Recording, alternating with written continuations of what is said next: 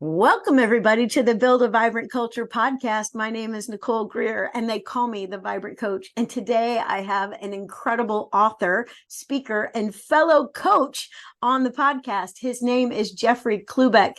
He is all about coaching people to produce extraordinary results in their personal lives and their professional careers.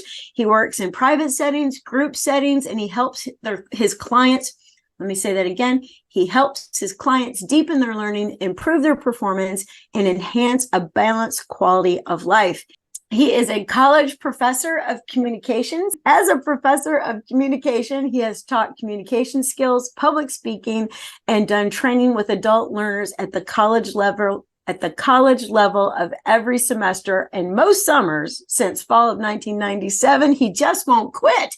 And he's had literally thousands of students who have improved their confidence and competence to communicate interpersonally and in groups and publicly. And today he's here to talk about his brand new book. And all of you folks who are baseball fans are in for a treat because he is mixing business and baseball in his brand new book called The Integrity Game. Welcome to the podcast, Jeffery. I'm glad you're here. Oh, I'm so glad to be here, Nicole. This is going to be a lot of fun. Yeah, absolutely. Yeah. So as everybody knows, when they tune into the Build a Vibrant Culture podcast, I am exploring definitions of leadership. What's your thoughts?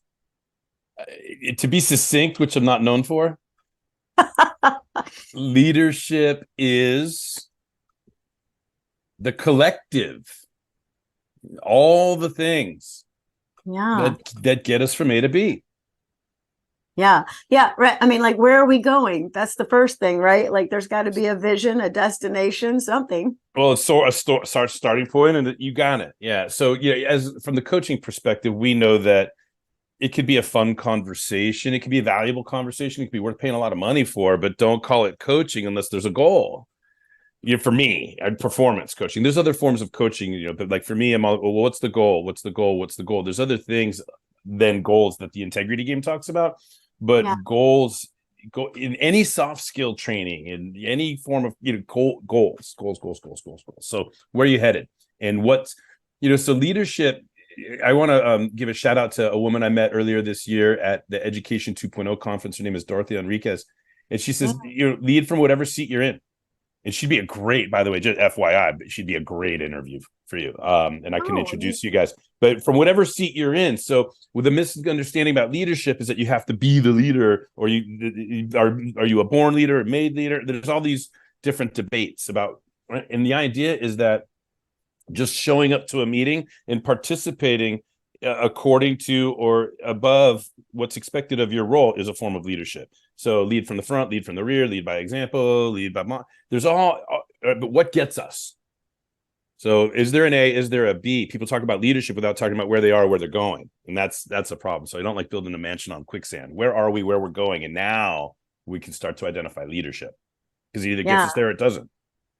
100%. Okay. So he is talking about, like, leadership has to have a context, which I absolutely love. Right. Okay. So we're going to add that to our definitions of leadership. But, really, I'm so thrilled because you've got a brand new book hot off the presses, correct? Well, I don't know how, maybe lukewarm, but for me, it's all brand new. Yeah. We released it in the Integrity Game. We released it in April of 22.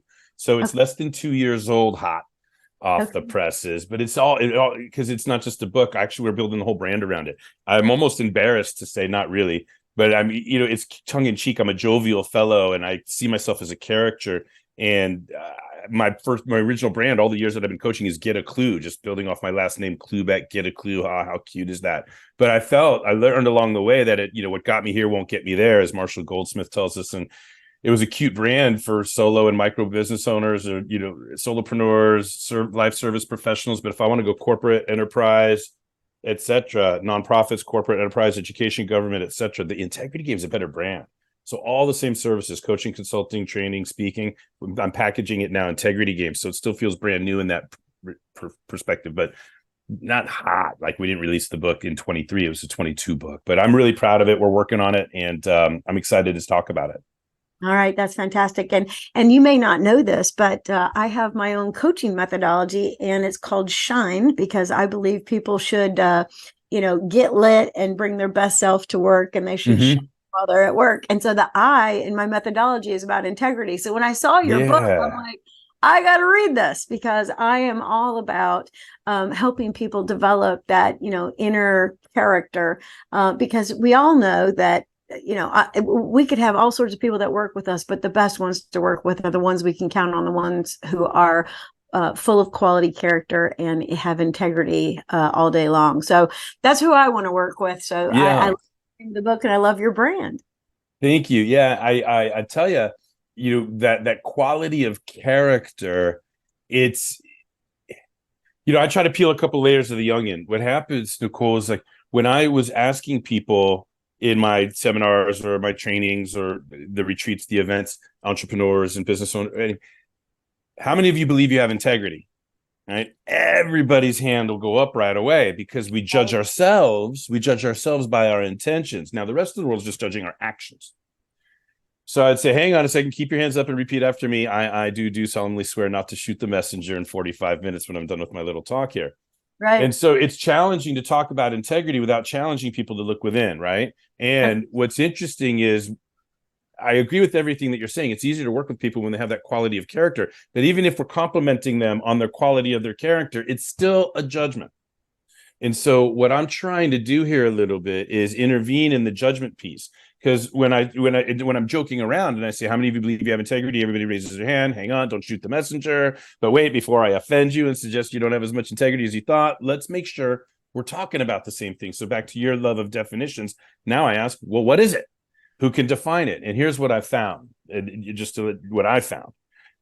And I've done this a lot with a lot of people. Whenever I ask, what is integrity? I always get two answers. I never fail to get these two answers. And I rarely get anything but these two answers. We're dying to know, Jeffrey. Okay. Thought you'd never ask. Thank you. Number one is be your word. Do what you say you're going to do. Right? Number two is more along like what you're talking about, is do the right thing regardless of who's watching. Do the same thing when nobody's watching if somebody wants, right? So however we put it, be your word. So now here's what I love about these two, Nicole. When we be our word, we're integrating a word with a behavior. Our word with the behaviors, we're bringing those together when we do it. And over here, when we do the right thing regardless of who's watching, we're integrating a behavior with a moral, a value, a quality of character. So here's what I like. In both cases, there's an integration, a coming together of two things, word with behavior and behavior with values or morals or ethics or character. And so integration, INTEG, right? They start with the same 6 letters, but not, it doesn't matter how many times I ask what is integrity, not one person says integration. Integrity is the status of integrated, or two or more things that have come together. Nobody, it's right in front of our face, but what people say, you didn't do what you said you're going to do, and you didn't do the right thing. So we're in judgment. Even when we're judging people to have good, it's still a judgment, right? And so what I want to do is neutralize that, make it value neutral. But the other thing that I like about these two answers is that our behavior is the evidence in both equations. Behavior is there. So behavior is the evidence, not our intention, not what I was gonna, not what I meant to. No, I didn't mean to. I was only trying to, all that stuff that we say to excuse ourselves, right? And so I want to make it easy and fun to look within to play this integrity game thing. I want to make accountability non-threatening, right? And so to expand our understanding of integrity and to neutralize it, if I said I was going to sleep on the couch for 20 out of 24 hours and then I did, I would have done what I said I was going to do, but could I claim integrity? And so everybody would say, well, no, and they know why not. Because if I said I was going to get in the car and go hit the first pedestrian and I did it, could I claim integrity? Some smart aleck is going to be, well, it depends. Yeah, it depends on what my purpose is, on what my A to B, source and destination, where am I going? If I don't have answers to that, I'm going to point my finger at everybody else all day long. Makes sense. So I believe we need more than two things. The other thing too, on the morals, ethics, right? It's like sometimes time is money. Sometimes patience is a virtue. There's 30% of our country can't agree on who the president is or what the truth is. So how do we agree on right or wrong? We know that we should never lie unless it's elf on a shelf. Then it's okay. So who's going to tell me what the right or the wrong thing is? Isn't it a moving target? Doesn't it depend? Doesn't it require context? And isn't it something I should only be answering for myself anyway? Right. So the integrity game is a 10-point model of 10 question sets, 10 things. And if we have answers to these 10 questions and our answers go together, we're going to have what I consider to be like structural integrity for an individual, a team, or a culture, even a whole organization. Buildings, bridges, or tunnels will collapse under pressure tests without structural integrity. Well, so too will individuals, teams, and cultures. So how do we retrofit ourselves? And I'm here to say, well, let's answer these 10 questions and let's see where we're at. I want to go through the 10 questions. Can we do that? We can do it really quick, or we can accordion it. Yeah, absolutely. No, let's not go quick. Let's go slow. Well, not slow. Let's go with the right pace. Okay. Yeah. Right. So I'll match your pace. I'll match your pace. You ready? Okay. All right. It starts like you can either. What's cool about the model is you can start anywhere you want, especially when you can come to like coaching. If somebody's getting into coaching with me, I'm going to start with goals. Goals is one point on the model, but when I'm doing keynote, I introduce it fourth. Does that make sense? So it's kind of like 10 doors you can knock on to get into the game, right? But starting from the top, what I think is super foundational and transformational is purpose, right? So all of the Simon Sinek start with why, and even public speaking that's been taught for over 150, 60, 70,000 years.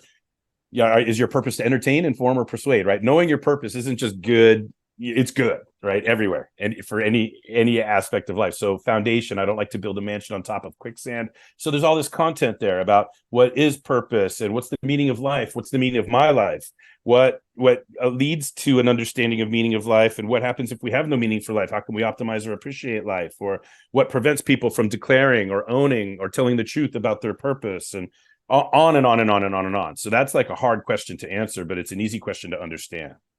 Purpose. So that's the first rung, if you will. Yeah. Well, I would say that I completely agree. Mm-hmm. You are more whole. And I'll just go back to you were defining integrity. A lot of times when I talk about it to groups, I say, integrity and integer are very close, right? It's the same thing. And if anybody you might be having a flashback to algebra class that's pleasant or one that's unpleasant, much like the one I'm thinking of. But when you think of the word integer, it means whole and complete. And I love what you were saying. Those two things come together and it makes it one whole thing, right? So I love that. So I didn't want everybody to miss that. And then this thing about purpose, in 2004 or something like that, I read this book and it changed my life because it challenged me to create a purpose statement, a mission statement for my life. And like the minute that I sat there and did this work, and then it became work over to this day, like to revisit it, relook at it. Is this right? Figuring out your purpose is a huge step in the right direction in life. So I love that. So one of the 10 key points, right? Or questions you ask yourself. It's like a question set, right? In one word, it's purpose. But you double click on that bad boy and a whole bunch of stuff opens up, right? Like, what's the meaning of life, first of all, right? Do you have an answer at all to what's the meaning of life? Do you have any thought leadership in your life anywhere? You right?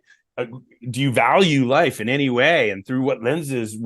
Any answers to that? And now what's the meaning of your life? But guess what? What's the meaning of the business? What's the meaning of this podcast? What's the meaning of the meeting? What's the meaning of, I'll say it, what's the meaning of my marriage now that our oldest is off to college? And do you know what I'm saying? Like, we have to constantly reevaluate this game. And so what I want you to understand is, first of all, we can put any noun into this hot seat.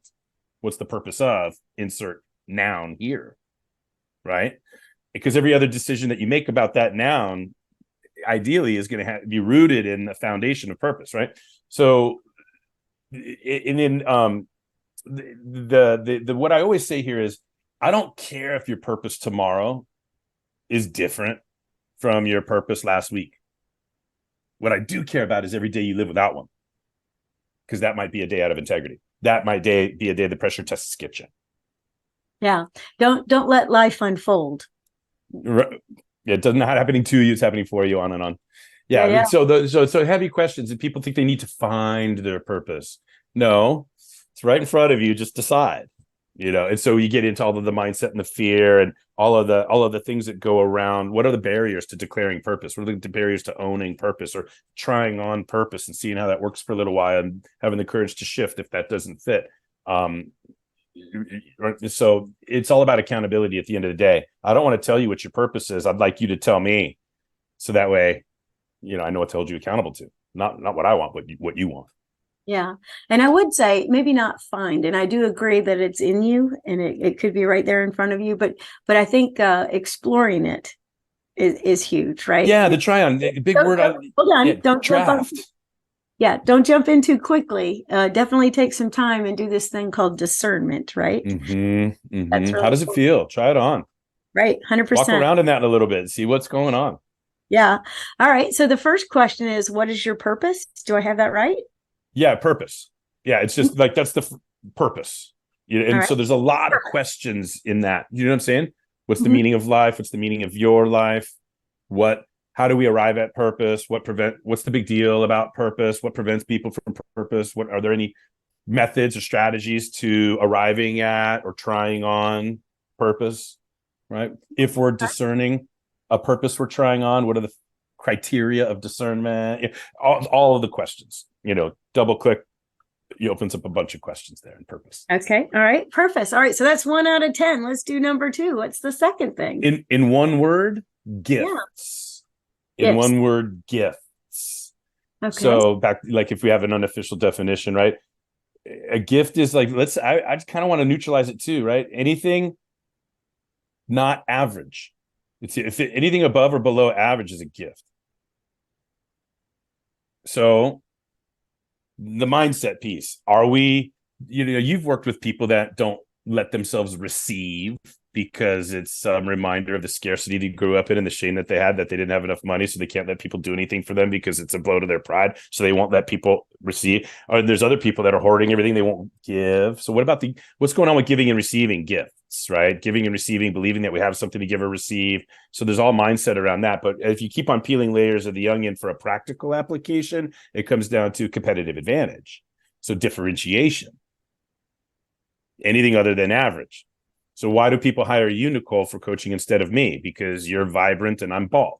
Or I don't know, right? Maybe who knows, right? So what do we do better? I'll tell you, Jeffrey, just real quickly. There's enough people that need coaching that we don't Yeah, even interview and talk it to. does. That's the whole point. It's not a, yeah, that's what I'm getting at. If we know what our gifts are, That's right? right. If we get honest about our gifts and we take the time to answer this question, like what do we do better than everybody else that also does the same thing? And what do Mhm. we do that everybody that does what we do doesn't do? So what do I do better? What do I do different? What's my differentiation? Why would people choose me instead of somebody else? Because the ones that like me are going to pick me. The ones like you are going to pick you. And there's enough for everybody. That's But right. if I never develop and own my gifts, I'm going to be too busy doing other stuff, judging other people for being out of integrity with their marketing because I'm not proud of my own. Yeah. So what are Jeffery Klubeck's gifts? Woo!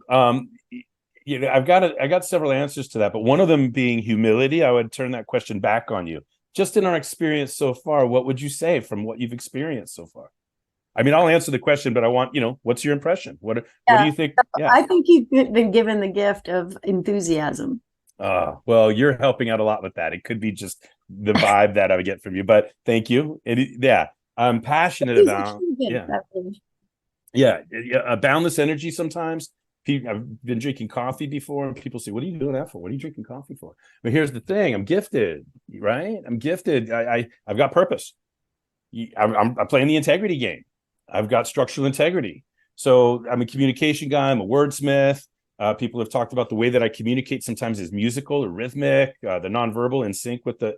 I'm gifted with my health. I'm gifted by my wife and kids. When you talk about like God-given, man-made, and self-generated, I've integrated, right? Because I got natural communication skills. I had guys that there was, a boss of mine early on in school let me money to stay in college, and I was going to have to drop out because circumstance. And the guy says, "No, don't drop out. It'd be hard to get back in. Plus, we don't want to lose you, so stay. If we lent you money, will you stay in school?" And I'm like, "Okay, yeah, that was heavy as a 19-year-old or whatever."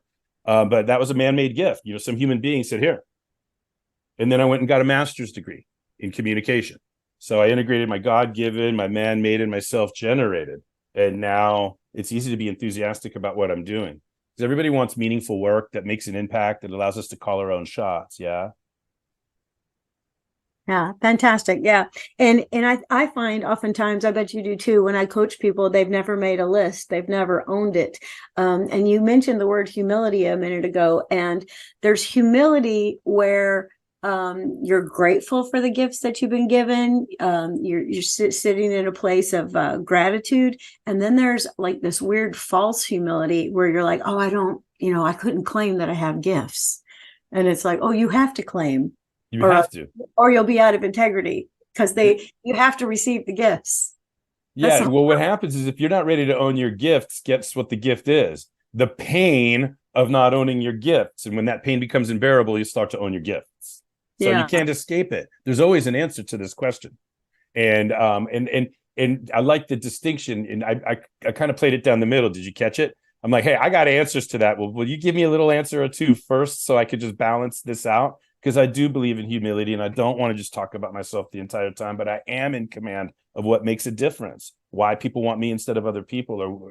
But it's just easier when other people talk about it first. I am a little jovial and I do come from humble beginnings, but yeah, now's the time to own ourselves completely.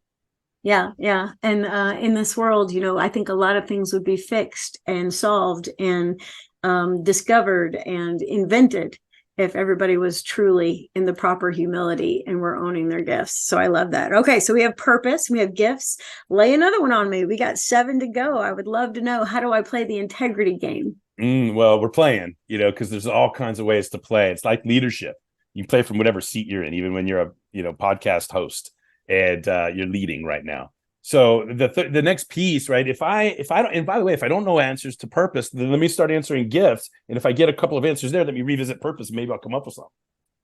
Yeah. Right. Okay. So, right. But if I understand purpose and if I understand gifts, now what's easy to declare is potential. So the third rung in my jam is potential. And we're starting to get this now. We're starting to straddle. We're getting towards the jurisdiction, the boundary of transformational and transactional. You understand, right? So we're still in transformational with potential, certainly with purpose and certainly with gifts. But potential, the way I break it down is just if I'm doing work with a C-suite, an executive team, a leadership team, right, even a project management team or an e-commerce team or a sales team or a marketing team. All the teams. Vision, mission, objectives. So it's like a chronological organizing pattern, right? So for vision, let's look out as far into the future as we can possibly see, and let's just describe what we see. It's vision is a description of as far out into the future as you can see. Now, mission, on the other hand, is still quite a ways away. But mission is not some flowery collection of words that we put on the wall to feel good about ourselves. It's a B from the A. It's a destination. It's an accomplishment. It's an arrival. It's like putting the American flag on the moon. All right, we are on a mission to land a human being on the moon and return them safely to Earth. We're on a mission. That's a long ways away. But it's still not as far as we could possibly see. If what we see is like the global leader in space exploration, then we're on a mission to put somebody on the moon. Vision, mission. And then still closer than that is objectives, which I kind of frame in an annual objectives. What are our annual objectives? You kind of where do we need to be this year? What do we kind of need to do? And then we can get to step 4 on the model. The 4th point on the model is break it down with SMART goals. So that the 4th point is SMART goals. And now we're really trying to get rubber to road and hit the tarmac, right? Is where we get into the specific and the measurable. And I have fun with SMART goals because I added an A and changed the R in the SMART goal model. I want to know about that. Yeah, well, here's why. I thought SMART was pretty smart the first time I learned it until I thought it was stupid when it was repetitive. And here's what I mean by that, just to be fun and silly. So we know that specific measurable is SM, or you don't want to mess with that. Achievable, we don't want to mess with that. But here's what we break it down. How do we know if a goal is achievable? 2 ways. Either, if a human being can do it, I can do it, you can do it. If it's humanly possible. But what's more important than that, Henry Ford tells us, if we believe we can or believe we cannot, we're right. So when I'm screening for SMART, when I'm making sure my goals are SMART, one of my screening questions is, do I believe I can? That becomes my reality. Achievable becomes my reality. So achievable actually is my R. Because when we get to R in the model, it says realistic. And at first I was like, yeah, let's make sure this is realistic. And as I started to get further along, I'm like, wait, I already screened for, it already is realistic if I believe it. So we're wasting a letter, first of all. Like now out of 5 letters, SMART, if 2 of them are redundant, the best we can score on this test is 80%. And I'm an A player and you are too. So what I did is I added an A, changed the R, because not only was R redundant, but guess what? What I learned in coaching, and I started using this criteria, it didn't take me long, like not even a month or 2 to realize, wait a second, smart goal setting is cool. But if they're going to hire me, if they need a coach, that means they need to change behavior. So if somebody says, well, my goal is to brush my teeth twice a day for 30 days straight. Specific, okay. Measurable, okay. Achievable, yeah. Realistic, yeah, let's hope so. Time bound 30. Okay, what do you need me for? Hopefully you're already doing that. That's not a goal at all. You're already doing that. You don't have to change any of your current behavior in order to achieve that. You need me if you need to change behavior. So I added an A called ambitious, which is to screen for behavioral change. So we know our goal is ambitious if we have to either decrease, increase, start, or stop a status quo behavior. What do you need to do less of? What do you need to do more of or get better at? What do you need to start doing that you're not doing at all? What do you need to stop? Just cut that out. Decrease ain't good enough. You need to stop that, whatever that is. So if you need to either DISS any current behavior, now your goal is ambitious, first of all, and now you might need a coach, because left to our own devices, we're not going to change our behavior. So then what'd you do with the R? Well, back to purpose. Reason or reward, I call it. Reason. What's the why? Why do you want it? Why else do you want it? Because I know that if I've got one reason for wanting something, Nicole, if I had one reason for being on this podcast, I might not even show up. But if I got 6 reasons for wanting to be on this podcast, I'm early, I'm energized, I'm bright, I'm ready to play ball.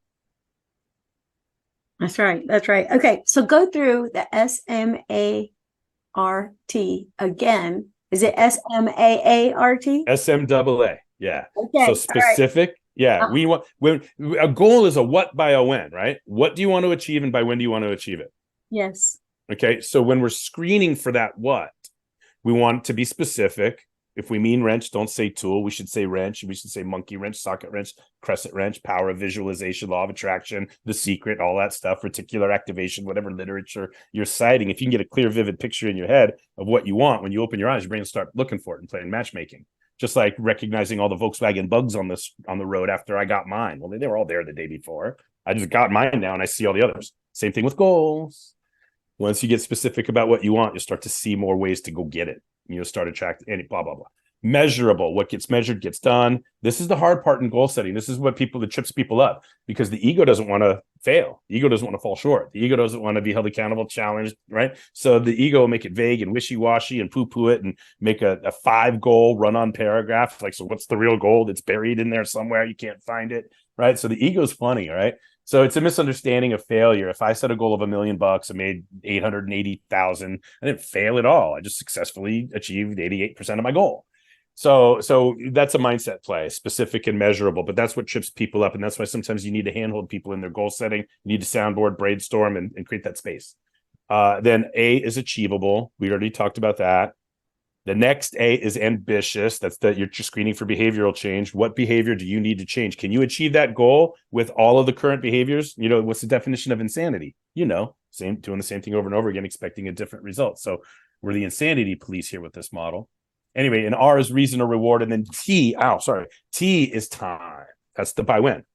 So what by when? So when I ask people, what's the greatest thing you could achieve by the end of the year that will have you feeling like you're overcoming health, relationships, and finances, or sales, marketing, and customer service? All right. Now, then they start to answer. They're going to answer what's safe. They're going to answer what's vague. They're going to answer what's convenient. They're going to answer low-hanging fruit. And we need to hold them accountable to the specifics, the measurability, the believability, right? The behavioral change, the motivation, and the by when of it all. We want to make accountability non-threatening. Fantastic. All right. So we're on number 4, SMART goals, and you got a brand new approach to SMART goals, everybody. All right. Yeah. And there's more where that came from. We got some freebies or whatever. If any of we could talk about how to make more information available. Maybe we could do another, I don't know. We could do something. We do a workshop, SMART goal setting workshop, and take people through it, because there's 5 reasons that people fail to set goals. And then one of them is the how-to. And we just went over that. So moving on, once you've got the goal, Tony Robbins says success leaves clues, right? And never mind that he spells it wrong. when he says it. Success leaves clues. Yeah, But he doesn't spell K-L-U-S, does he? that's right. That's right. Thank you for being playful. But there's strategies for everything, and there's multiple paths to the same destination. So with all these choices, all these strategies out there, it's basically the fifth step is strategies, tactics, resources. Okay, like one way to motivate somebody to do something is to give them the map, the directions, and a canteen of water, and see if they start walking. Right. However, one of the strategies includes mindset. If they've got the best boat, they're the best sailor that's ever sailed the seas. They've got the best crew. They got the best map. They got a blank check from the queen to go and trade with. None of that matters if they believe the world is flat. So when we talk about strategies, tactics, and resources, that includes check up from the neck up and getting in there and retrofitting the belief foundations so that strategies can actually land and get implemented. But among all the choices we have for strategy, the sixth piece on the model is word and commitment. Word and commitment. First of all, what are the power of words? What's the difference between saying I could do that versus I should do that? What's the difference between saying I want that versus need that, or I have to do that, or I want to do that? You get, vibrations and the water project and on and on. Right. And how, anyway, so the importance of language and words, but then word and commitment is, what do we do with our word? When we give our word, do we follow it up? Right? When we give our word, how do we manage the expectations we set for self and others? What does our word mean? What's our relationship with our word? How careful are we with our word? Has anybody had that mirror held up? Has anybody learned that lesson that our word is your bond? And when do people come to school? This is what you were talking about in the beginning, right? When somebody's got that golden character, when you know what you can expect from somebody, you want that person on your team.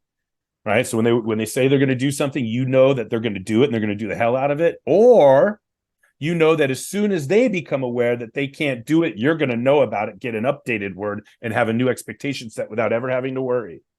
And other people in our lives, we know that as soon as they say they're going to do something, we don't say anything because it's not worth it in the moment. We're not getting paid enough to say anything in the moment, but we know they're not going to do it. Which one of those do we want to be?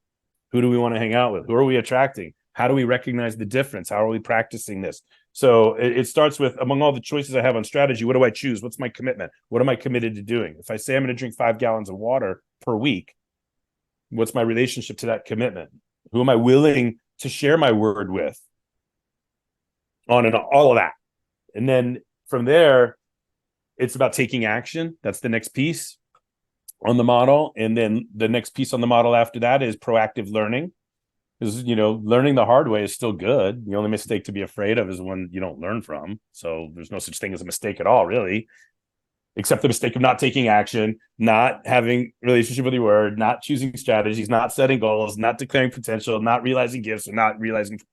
Those are the only mistakes in the world, as far as I'm concerned. You see how fun that is? So after proactive learning, then it's accumulation of accomplishments, from getting out of bed today to climbing the mountain to self-publishing 4 books to being on your podcast. Being able to recognize, looking back, not too far or however far you want, look at everything I've accomplished. And if we don't say that, if we don't tell ourselves, we don't stack it up, line it up, we are robbing the world, because there's gazillion people in the world that want exactly what we want. And regardless, we're always looking at what we don't have. We don't spend enough time realizing how much we've done and what we have to give to others. And that's the last point on the model. The 10th point on the model is serve. Is service and giving and service. Who do we serve? Who wins when we win? If my cup fills up and spilleth over, who collects the overflow? What aligns? What's the thread that runs through? What's the adhesive? And does this reintegrate with purpose? Are my answers to service, the 10th point on the model, integrated with my answers to purpose, the first point on the model? And now we've got 10 doors to knock on to retrofit ourselves. And it's hard to do it alone, but that's why I've written a book and developed a group coaching program, and available for one-on-ones and on keynotes. And you're going to go deliver this, a lot of this content to the Asian American Hotel Owners Association in Washington, D.C. in a week and a half. And just really excited about the flexibility and the comprehension of the model. But also, I'm pleased that I was able to come up with these 10 points, but I'm also looking for subject matter experts that can help me go deeper and deeper and deeper on each of the 10. So I'm doing a series of interviews myself with what I call all-stars, integrity game all-stars, that know more about purpose than I do, that know more about relationship with word than I do, that have better experiences serving or philanthropy or charity than I do, right? So I can go Klubeck diving and I can go deeper on all 10 points on my own model. That's fantastic. That's fantastic. So everybody, we have been speaking with Jeffery Klubeck. He's been giving us the 10 points inside his model, inside his book, The Integrity Game. It's been so great to hear all of these. You got a new SMART goal model. You've been encouraged to figure out your purpose, your gifts, your potential, then come up with strategies, tactics, and resources to get it done. Keep your word, make a commitment, take action, look at what you're accomplishing, and serve. So this is just great listening to all the things that you have to offer. I know you're dying to tell people, where could we find Jeffery Klubeck if we wanted to get a hold of him? So easy to find. If you just type in Jeffery Klubeck and The Integrity Game or Jeffery Klubeck and get a clue, so many things will come up. But Facebook, LinkedIn's probably the best thing, right? LinkedIn is wonderful. But I am doing a lot of stuff on Facebook too. I've always built everything on Facebook, but I'm growing up and getting more mature. Anybody can send me an email to jeff@getaclue.net or jeff@theintegritygame.com or connect with me on social. I respond to my own stuff still. I hope one day, I hope I got somebody that's going to screen all of my instant messages on social. But right now, I'm very easy to get a hold of, like super easy.